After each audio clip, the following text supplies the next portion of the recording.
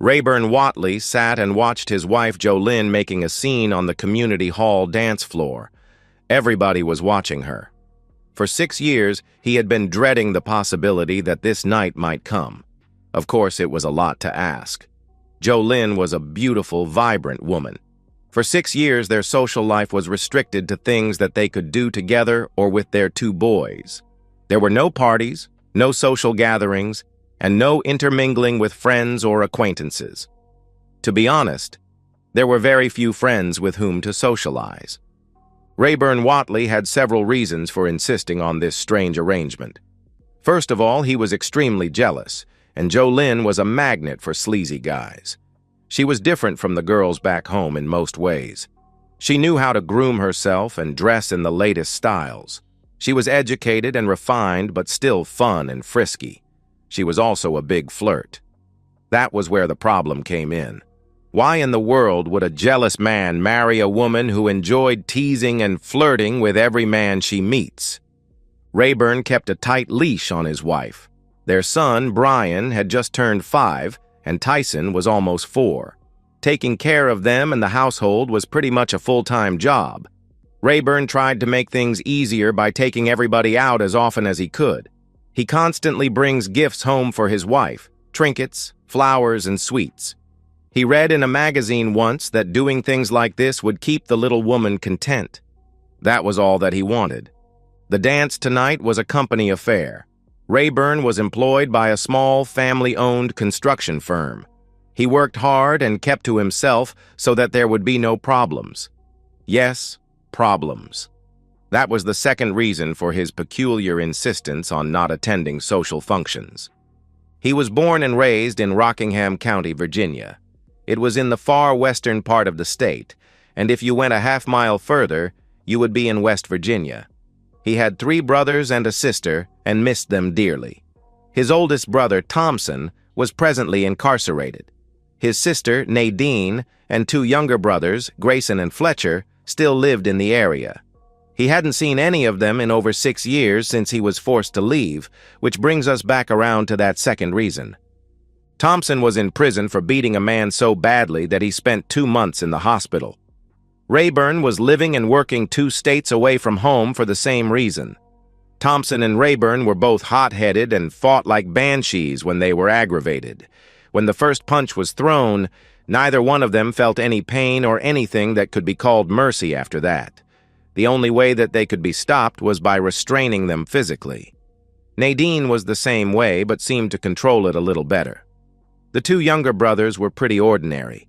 Everybody used to tease them about having a different father, which their mother didn't appreciate. Rayburn's mother lived with Nadine, who was married to a long-haul truck driver. He didn't make it home too often, and most people understood why. Both Virginia and West Virginia authorities were waiting for Rayburn to return home so that they could grab him. It wouldn't matter too much which one of them got lucky. Either way, he would end up just like Thompson. Rayburn sat quietly at the back of the room, watching his wife. Jolynn was dancing and joking with all the men, married and single. She was a flirt and was enjoying every minute of her free time. It had been far too long. She missed parties and dances and having fun. She was glad that Rayburn had brought her, but upset with him for not doing it more often. She was in overdrive, making up for lost time. It was a good night for Jolynn. As the night went on, things got a little looser. Rayburn watched as the guys started to get a little touchy-feely with his wife. They seemed to be testing the limits that they could go with her. Most of the time, she kept them in check and was still good-natured about it. Most of the time. Benny Cordetti was one of the co-owners of Bright Bill Enterprises. He was a loud, arrogant SOB that Rayburn disliked but tolerated because he was the boss. It was important to make a living and also to keep a low profile. As the night was winding down, Benny started to get a little more creative and adventurous with his hands. It was a slow dance, and Benny had both of his hands cupping Jolynn's back. She wasn't protesting and simply continued to dance as if nothing was happening.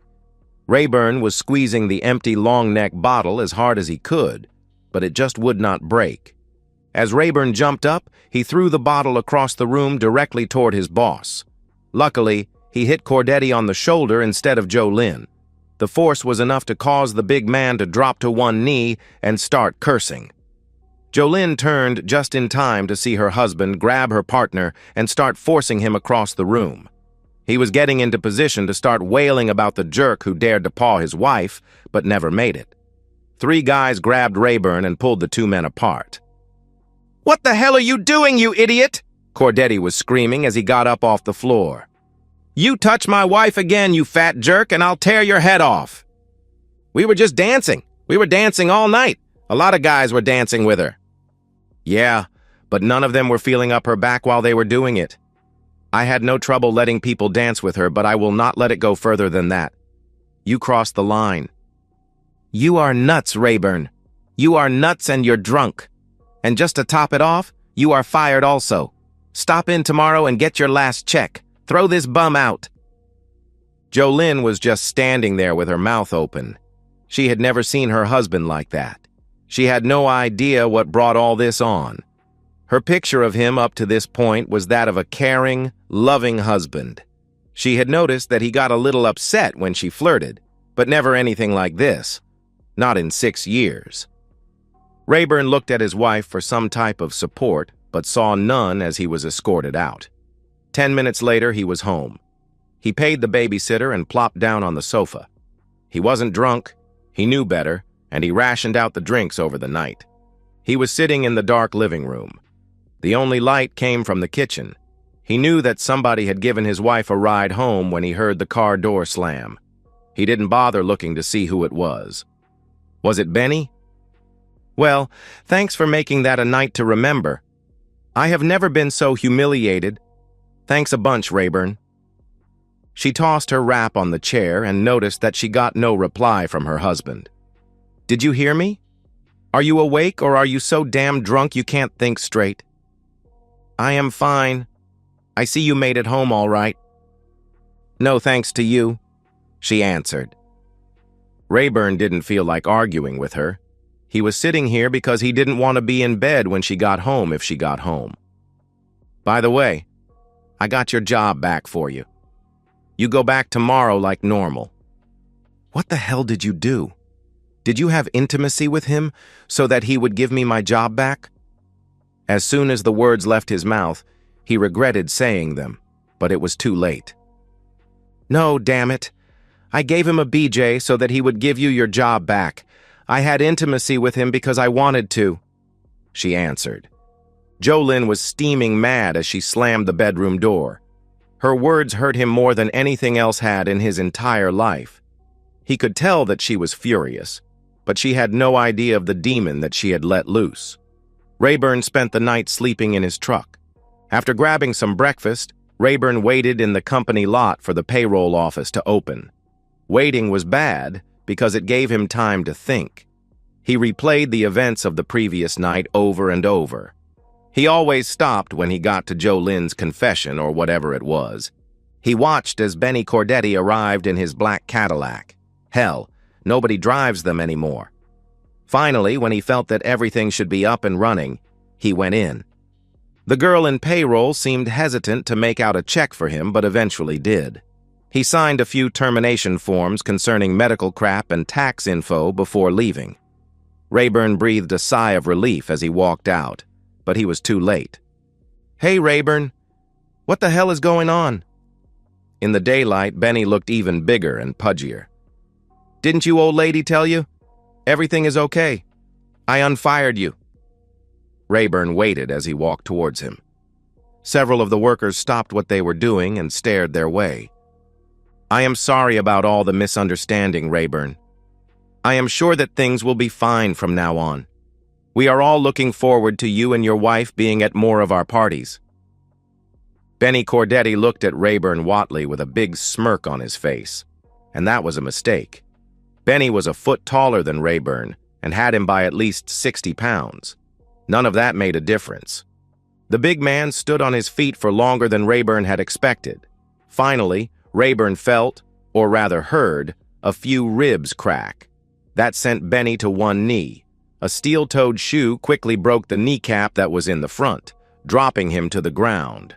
Benny's exposed gonads were the next target, and when he rolled on his back for protection, Rayburn was immediately on his chest. Most of the blows from there on fell on Benny's face. One that missed broke a collarbone. A sudden pain in his right hand caused Rayburn to start using his left. Cordetti's face was a bloody mess by the time several of the workers pulled Rayburn from the beaten body. Two of them ended up on the ground, and then they all let him go as he walked to his truck. A few of the men were helping Corretti, but most of them were watching Rayburn in awe. None of them had ever witnessed a spectacle like that. Brian and Tyson were playing in the backyard when he got home. Rayburn opened the door and whistled. In no time, the two boys were in the truck. Rayburn watched in the rearview mirror as Jolynn stood on the back porch, yelling and waving her arms. An hour later, they were on Interstate 81 going south. The boys were eager for lunch at Mickey D's, but started to ask about their mother. Rayburn tried to change the subject by telling them about the good times that they were going to have at Aunt Nadine's. Rayburn stopped by to see Nadine, who sent him directly over to Fletcher's place. He had just gotten married and rented a house that was twice as big as he needed to make his new bride happy. She had a 4-year-old son from a previous marriage, so that would work out well. Fletcher and Grayson were down in Arlington working. They usually left Monday morning and came back Friday night. It was not the best situation, but it was good, steady work. Nadine and Fletcher's wife, Garnet, spent most of the evening with Rayburn. Nadine had plenty of free time, so she was going to go up to Pennsylvania and get all of the boys' clothing and toys. Rayburn laughed when she volunteered as quickly as she did. If anybody could handle Jolynn, it was Nadine. She was mean, hard, and nasty as hell. Rayburn never could understand how she got a man to marry her. He figured she must have scared him into it, or else he had a wooden leg and couldn't run away. She wasn't amused when he mentioned it. Nadine insisted that Roger married her for her looks and pleasant personality. Then she would always burst out laughing at her own joke. She left at first light and arrived at the house by lunch. "Who the hell are you?" Jolynn was still not dressed. It was obvious that she had been crying. "I hate to say it, but in this case it is true. I am your worst nightmare." "Oh, crap! Now what? I can't take much more of this." Nadine watched as Jolynn slowly walked into the living room and fell onto the sofa. "I am Nadine, Rayburn's older sister. I promise not to hurt you, but I will not put up with any nonsense. Do you understand?"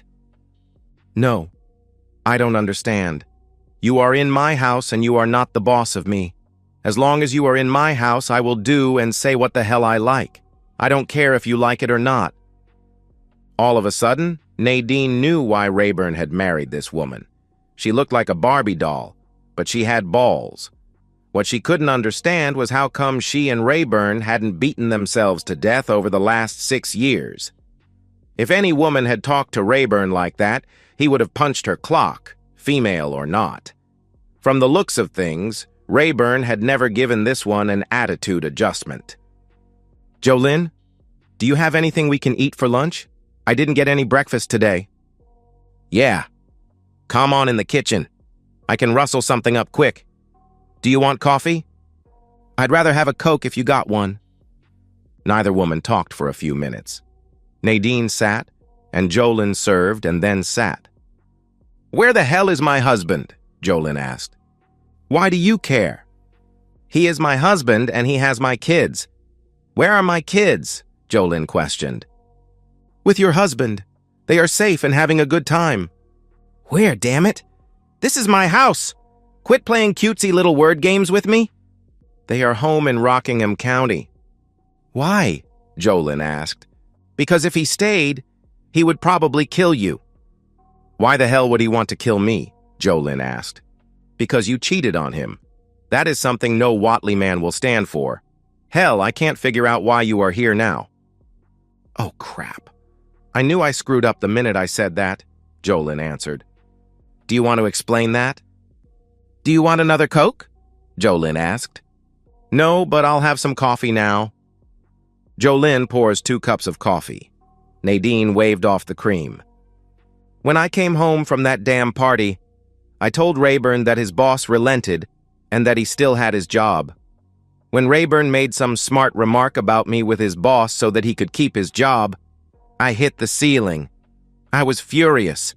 The fact that he would even think such a thing was more than I could take. I did the only thing I could think of. I gave him a smart answer. That's what got me in trouble. What the hell did you say? Nadine asked. I said that I gave his boss a BJ so that he would give him his job back.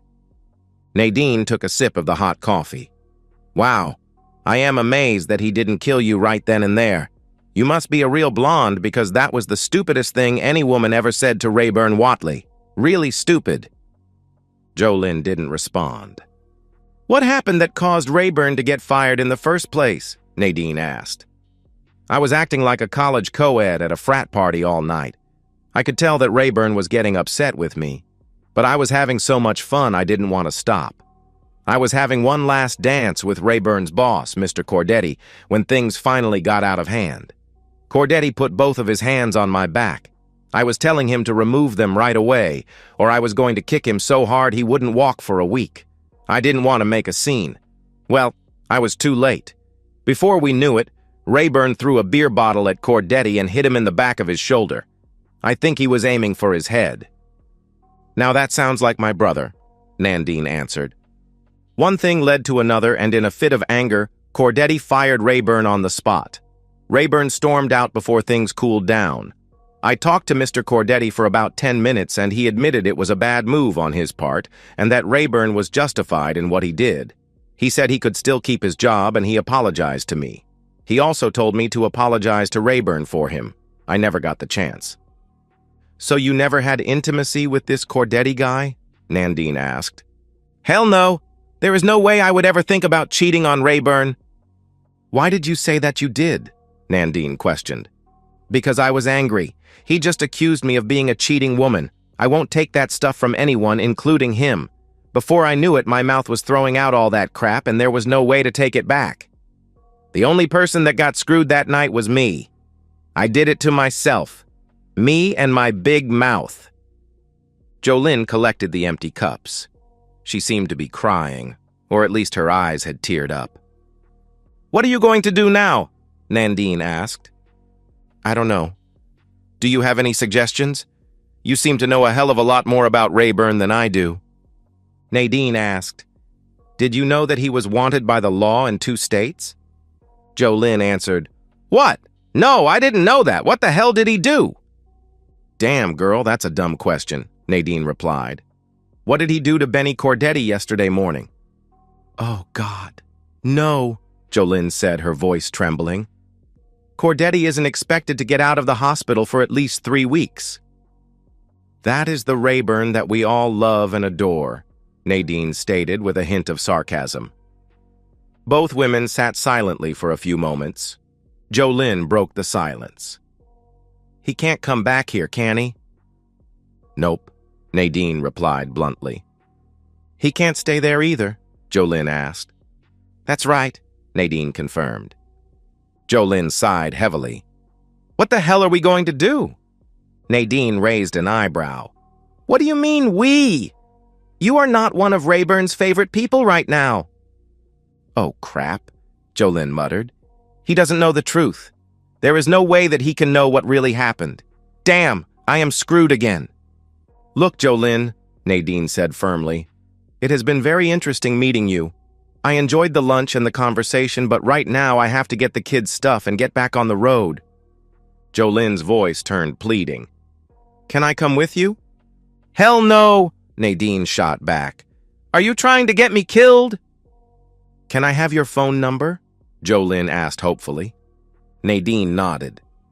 I can handle that, but don't expect me to take sides here. Rayburn is my brother. Blood comes first. Jolynn hesitated before saying, We have some money in the bank that we were saving to buy a house. Does Rayburn need money? I can get it out for him. He is fine, Nadine reassured her. He is with his family. He doesn't need anything. Hold on to that money. You might need it. 2 hours later, Nadine was on the road headed south. She would be home in time for supper. There was a big family gathering that evening. Nadine told Rayburn what Jolynn had told her, but he wasn't buying it. Until she could prove otherwise, he was going to assume that what she said first, in the heat of anger, was the truth. The story that she told Nadine was a contrived cover-up. The big problem seemed to be what he was going to do next. He couldn't chance staying where he was, and he couldn't go back to Pennsylvania. Fletcher had a friend who owned a company that built yuppie log cabins in Winchester, Tennessee. A quick phone call and one of the problems was solved. Garnett was going to keep Brian and Tyson until Rayburn could find a place to live. Garnett made great grits. Nadine was going to bring them down and help Rayburn set up the house and find some sort of sitter for the boys while Rayburn worked. Rayburn wasn't planning on leaving until Monday morning, so he had a full weekend to enjoy with his family. Although Rayburn had tried his best to get home without anybody finding out, it didn't work. Someone recognized him, and it didn't take long for the word to get around. It never did seem to reach the ears of the law, but it did get the interest of a few other people. Rayburn Whatley had become a legend in the area. All of the want-to-be thugs could get a quick reputation if they took down Rayburn. It was like the dime Western novels about the young gunslingers challenging the older, experienced ones. Only there were no six-shooters involved this time. To make matters worse, Jolynn Whatley had been driving all day to find her husband and get him straightened out. The longer she drove, the madder she got. By the time she reached Rockingham County, she was royally pissed. The Whatley family was settled in with plenty of cold beer and 2 grills loaded with ribs and burgers. The plan was to stay low profile and enjoy the weekend. Everything was fine until the first phone call. Fletcher took the phone call. He was laughing when he hung up and naturally got everyone's attention. "Damn it, Fletch! What the hell is so funny?" Nadine was the first to jump in. He giggled a little before speaking. "Danny down at the Grist Mill bar said that an angry blonde Spitfire was just down there demanding to know where she could find Rayburn Whatley. It appears that she is hitting all of the bars trying to find her husband, and she is being very vocal about it. He said that it sounded like she was being obnoxious on purpose just to bait you." "Nadine, does that sound like something that my wife would do?" Nadine couldn't help but laugh. "Damn right. She is going to raise a fuss until she finds you. I think the woman is in love, Rayburn." "I think she is crazy. You know very well that the law is going to get wind of this, and then we will have problems." The tone of the conversation around the table was mixed, but almost everybody thought that it was funny. That is, until the next phone call. They all watched Fletcher until he got done, and then waited for him to tell them what was going on. "Rayburn, do you remember a guy called R.B. Griffith from over in Page County?" "Yeah, a thug guy that lived just east of Luray." "Well, my good brother, he is looking for you also, and it looks like sometime tonight your wife and R.B. Griffith are bound to end up at the same place at the same time." The room went silent for a moment. Rayburn finally stood up and set his long neck on the table. "You all have to excuse me for a few minutes while I go find my loving wife." Now Fletcher and Grayson did not want to miss any of what was going to be going on, but Rayburn motioned for them to sit. He did, however, indicate that he wanted Nadine with him. He saw Jolynn's car in front of Wet Willie's. He parked in the back, and he and Nadine entered the side door. It was a Saturday night at a country honky-tonk, but you could have heard a pin drop, except for the 2 people having words in the middle of the dance floor. Jolynn was standing nose to nose with R.B. Griffith. Of course, he had to stoop over some to even things up. R.G. Griffith was big, and he was also fat. The extra weight could be an advantage or a disadvantage, depending on how you look at it. Rayburn and Nadine slowly moved closer.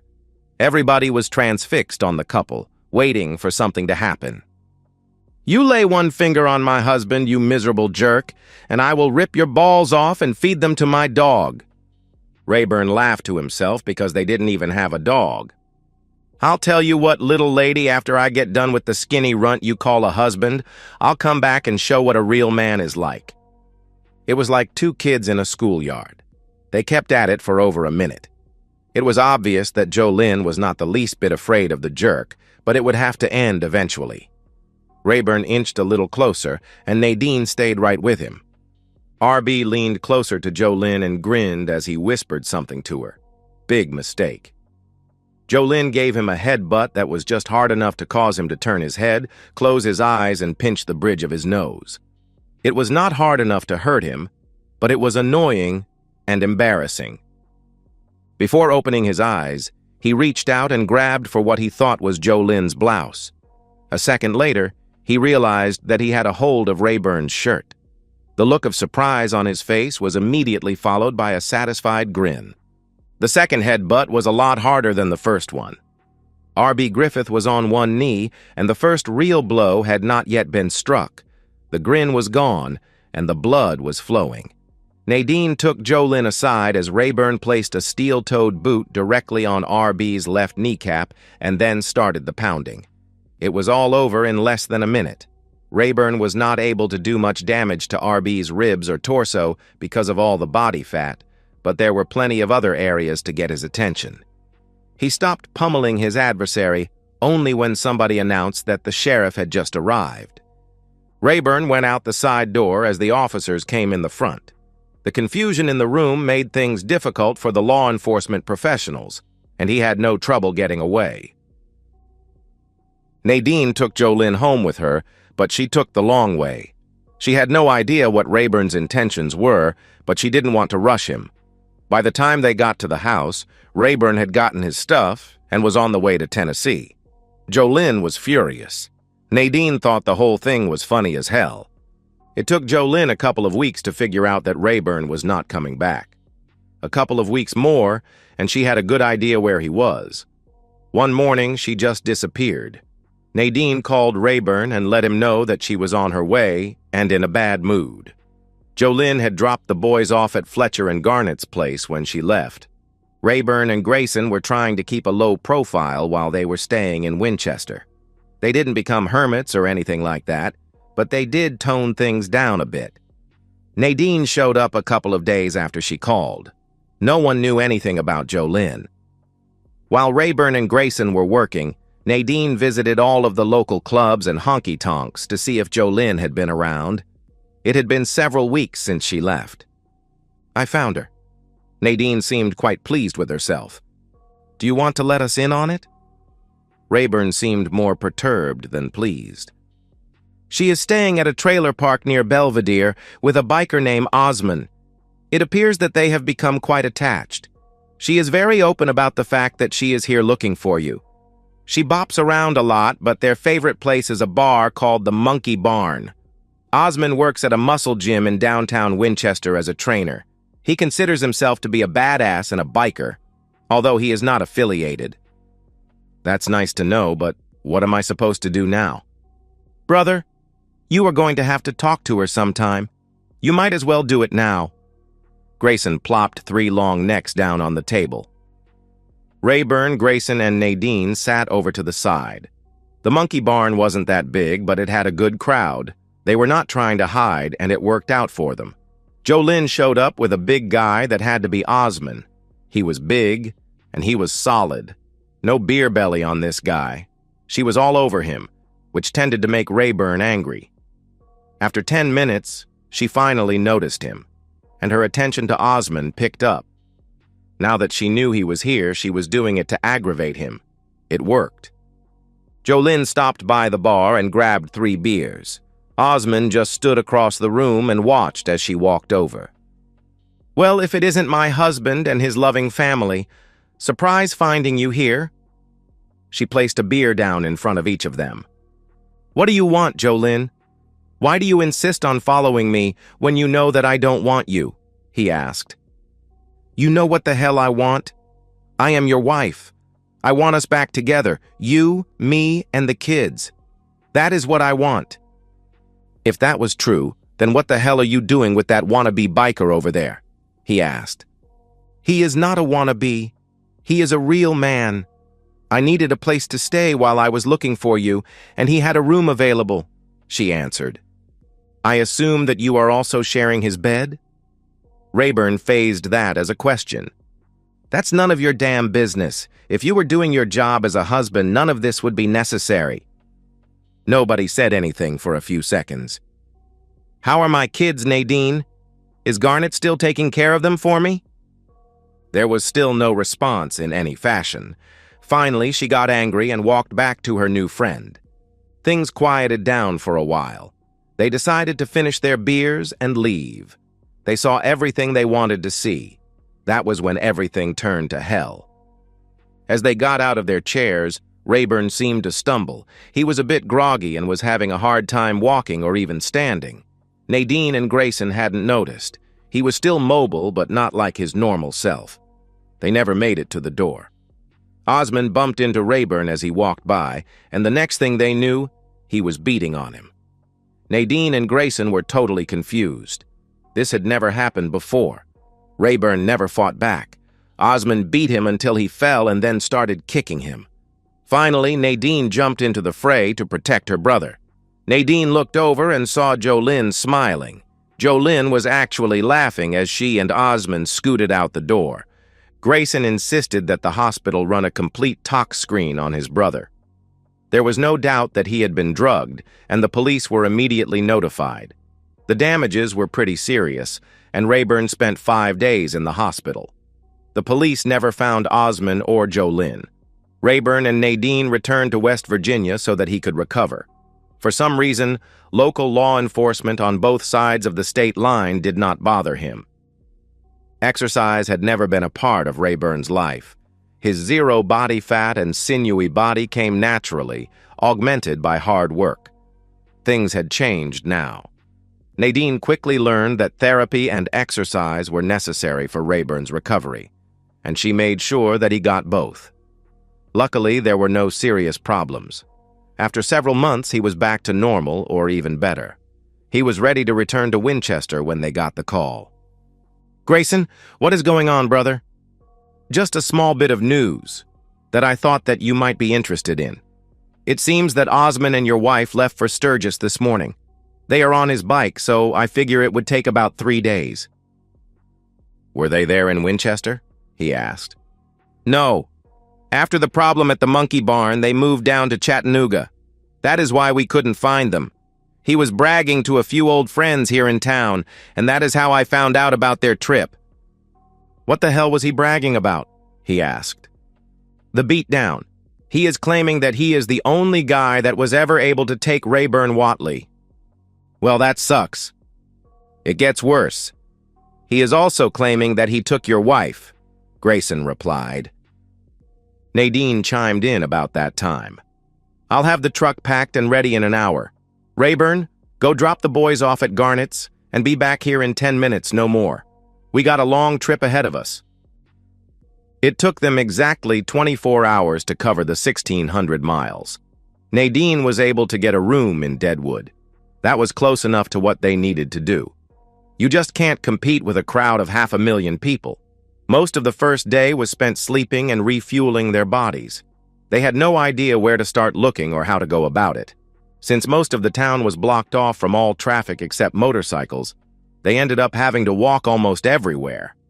Nadine thought it was a bit of fun, but it just angered Rayburn off. They spent 10 hours looking the first day and had no luck. The second day started no better. They decided to split up and keep in touch with their cell phones. It was about 4 in the afternoon when he found the Osmond. He and Jolynn were partying heavily with a rowdy bunch in the middle of a packed beer hall. He called Nadine and told her where he was. Rayburn watched his wife and her new man for about 10 minutes and then slowly worked his way through the crowd. If he tried to start something inside, it would be quickly stopped. He had to get him outside, where there might be a chance. He got within 10 feet of their table when Jolynn saw him. "Oh, hell!" Their table mates all turned around to look when she yelled. Rayburn wasn't that big and wasn't that nasty looking, but he did get everyone's attention. Osmond knocked over his chair, trying to get up. He started pushing and shoving through the crowd, trying to get to the door. He had at least 30 feet to go. Jolynn crouched down and tried to make herself appear invisible. It didn't work. Rayburn followed but didn't rush. Osmond gave one last look over his shoulder and then darted out the door. He never heard the siren or the squeal of brakes from the EMT vehicle when it hit him. Ambulances and fire trucks were the only exceptions to the traffic rules. Nadine arrived just in time to see him get creamed. There was quite a commotion going on by now, and it didn't take long for Jolynn to end up kneeling beside her escort. The EMT people were right on the problem, but she was still looking around the crowd for Rayburn. Then she noticed Nadine right by her side. She was forced to make a choice, so in the confusion, she slipped away through the crowd. Nadine followed her as she disappeared into the RV/bus parking area. Osmond got a square hit from the EMT vehicle and ended up with 2 broken legs. Rayburn quietly watched as the EMT crew loaded Osmond in the back of the vehicle with their other patient. He was amazed that they could get 2 stretchers in it at one time. It was a long drive to get here, and he didn't even get one shot in. 10 minutes later, Nadine returned.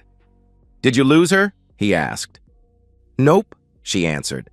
"Are you going to tell me what is going on?" "Not until I have a cold beer." She was sort of giggling as they walked into the beer tent. Nadine was not a giggle type of girl, so it seemed a bit odd. "Your wife was sort of darting all around in the parking area, trying to get someone to let her in one of the vehicles. Most of them were empty.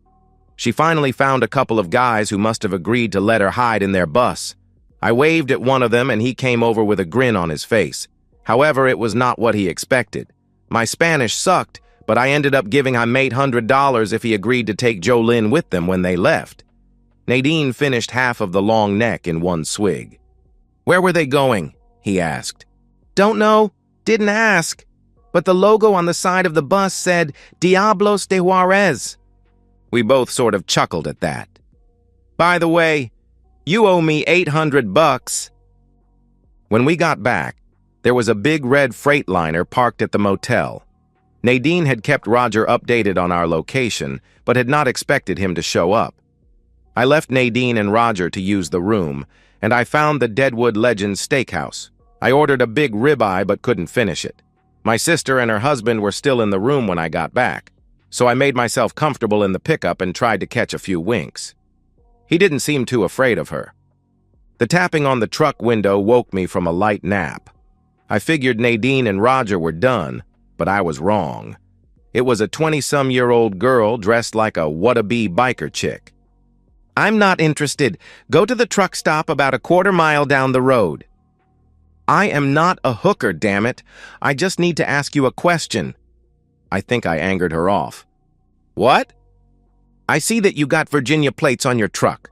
Are you going back there?" "Yeah. I need a ride to Harrisonburg." I groaned a bit and then got out of the truck.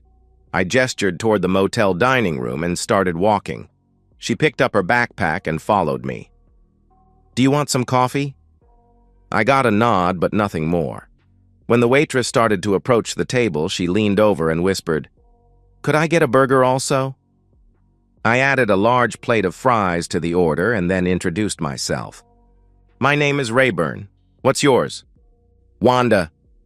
Wanda Stiles." "How did you get here, Wanda?" he asked. "One of the guys that I worked with convinced me that we would have a great time here at the rally. He might be having a great time, but I am not. 2 days on the back of a Goldwing might sound like fun to some people, but not me. He didn't even get a motel room. I refused to spend one more night in a camping tent." "That's it?" I asked. "No. The SOB offered to share me with some of his new biker buddies. That is when I decided that I had to get out of here." Wanda ate the burger like she hadn't eaten in days. She did a pretty good job on the fries also. She wasn't skinny, and she wasn't fat, more like a corn-fed farm girl. About that time, Nadine and Roger walked in. I made the introductions. "Oh, hell, I am sorry," Wanda said. "I thought that you were traveling alone." "He is now," Nadine blasted as she waved over the waitress. "Rayburn, I am going to ride back with Roger if you don't mind. In fact, I am going to ride back with him if you do mind." She thought that was funny. Roger just smiled. So another chapter in the life of Rayburn Whatley ends. Nadine and Roger didn't get back to West Virginia for another 3 weeks. The Osmonds spent 4 weeks at the hospital in Rapid City. His Harley disappeared while he was there. Nobody heard from Jolynn again. Things between Wanda and Rayburn improved during their trip home and took a sudden jump while they were passing through Indiana, and Wanda found out his last name. Rayburn Watley was and still is a name to reckon with in Virginia. Greta is teaching Wanda how to make grits. And so, we've reached the end of today's story. Was it what you expected, or did it take a twist you didn't see coming? I'm curious to hear your thoughts. Share them in the comments below, and let's get a conversation going. If this story kept you hooked, make sure to hit that like button. And if you're new here or just haven't subscribed yet, now's the perfect time to join our community. I bring you fresh, captivating stories every day, so click that subscribe button and turn on notifications so you never miss out. Thanks for watching, and I'll see you in the next one.